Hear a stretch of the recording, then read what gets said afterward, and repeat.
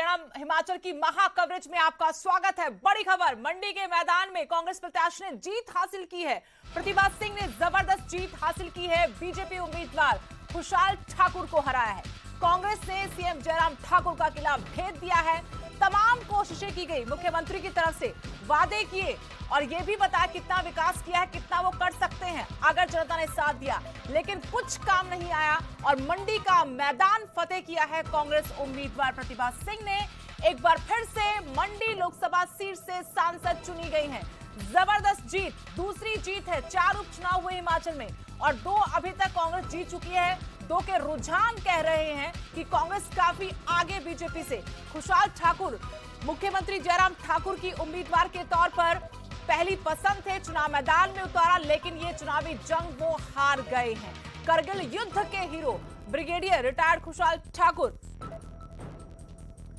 नाक का सवाल ये सीट थी मुख्यमंत्री जयराम ठाकुर के लिए, लेकिन कुछ नहीं कर पाए। मंडी से मेरे सहयोगी वीरेंद्र भारद्वाज जुड़ गए हैं। वीरेंद्र, जिस बात का लगातार हम जिक्र कर रहे थे कि प्रतिष्ठा का सवाल है, नाक का सवाल है ये सीट मुख्यमंत्री जयराम ठाकुर के लिए, लेकिन कांग्रेस ये किला फतेह कर गई है।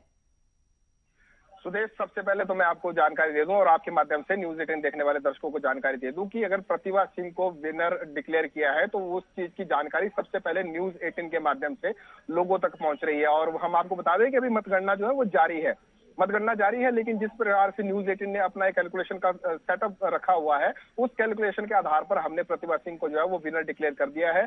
क्योंकि अब पोस्टल बैलेट की जो है मतगणना जारी रही है, उसमें 10,000 पोस्टल बैलेट अभी उनकी काउंटिंग शेष रही है। तो अगर 10,000 पोस्टल बैलेट में भी अगर 10 के 10,000 पोस्टल बैलेट जो है वो सारे के सारे बीजेपी के पक्ष में आते हैं, तब कहीं जाकर जो है वो बीजेपी की जीत संभव हो पाएगी। जबकि ये संभव नहीं है, तो उसी आधार पर हमने जो है वो प्रतिभा सिंह की जीत को न्यूज 18 के माध्यम से सबसे पहले दर्शकों तक पहुंचाया। जो हम हमेशा हमारी कमिटमेंट रहती है दर्शकों के प्रति, उस पर हमने इस बार भी खरा उतरने का जो है प्रयास किया है। रही बात अगर सबसे पहले सबसे सटीक रुझान और अब परिणाम हम बता रहे हैं, अपने दर्शकों तक पहुंचा रहे हैं। वीरेंद्र, न्यूज 18 इस बात के लिए जाना पहचाना नाम है कि सबसे पहले विश्वसनीय परिणाम अक्सर देता है। इस बार भी हम अपने वादे पर खरा उतरे, लेकिन वीरेंद्र, हम जानना चाहते हैं कि यहां पर खुशहाल ठाकुर की हार कहें या मुख्यमंत्री जयराम ठाकुर हार गए। देखिए, आप ब्रिगेडियर खुशहाल ठाकुर की हार उतना नहीं कह सकते जितना हम मुख्यमंत्री जयराम ठाकुर की हार कह सकते हैं। वो इसलिए क्योंकि अगर चुनाव में दिखती सी बात है कि एक प्रत्याशी जो है कैंडिडेट पार्टी की तरफ से देना था, वो कैंडिडेट कोई भी हो सकता था और वो कैंडिडेट बीजेपी ने सिलेक्ट किया ब्रिगेडियर खुशहाल ठाकुर को। ब्रिगेडियर खुशहाल ठाकुर को कैंडिडेट सिलेक्ट जरूर किया गया, लेकिन चेहरा कहीं ना कहीं और प्रतिष्ठा कहीं ना कहीं मुख्यमंत्री जयराम ठाकुर की दांव पर लगी हुई थी और मुख्यमंत्री जयराम ठाकुर के नाम पर ही यहाँ पर वोट पड़ा। या अगर जो वोट नहीं पड़ा तो वो मुख्यमंत्री जयराम ठाकुर के प्रति और उनकी सरकार के प्रति नाराजगी के चलते ही नहीं पड़ा। ये आप सबसे बड़ी बात है। तो ये आप मान के चलिए कि अगर ये जीत हुई है या हार हुई है, इसका सारा का सारा श्रेय जो है वो मुख्यमंत्री जयराम ठाकुर और उनकी सरकार को कहीं ना कहीं जाता है। क्योंकि उनके जो कार्यकाल थे, आप मान के चलिए कि हालांकि जो प्रतिभा सिंह जीत रही हैं वो सिर्फ 7-8 हजार मतों के अंतर से जीत रही हैं, जो किसी भी संसदीय क्षेत्र के चुनाव के लिए इतना मार्जिन मायने नहीं रखता है। लेकिन सुदेश, यहाँ पर हम आपको जो है वो थोड़े से आंकड़े बताना चाहते हैं। जो पिछली बार 2019 के आम चुनावों में जो भाजपा प्रत्याशी रामस्वरूप शर्मा की जीत हुई थी, उसमें 4,05,000 मतों का मार्जिन था। 4,05,000 मतों के अंतर से वो जीते थे। आप अंदाजा लगाइए कि वो 4,05,000 का मार्जिन बिल्कुल डाउन गया और उल्टा कांग्रेस की फेवर में जो है वो मैंडेट आया है। चाहे कांग्रेस को थोड़ी सी बढ़त मिली है, लेकिन बढ़त मिली है और कांग्रेस की प्रत्याशी जो है वो यहाँ से जीती है।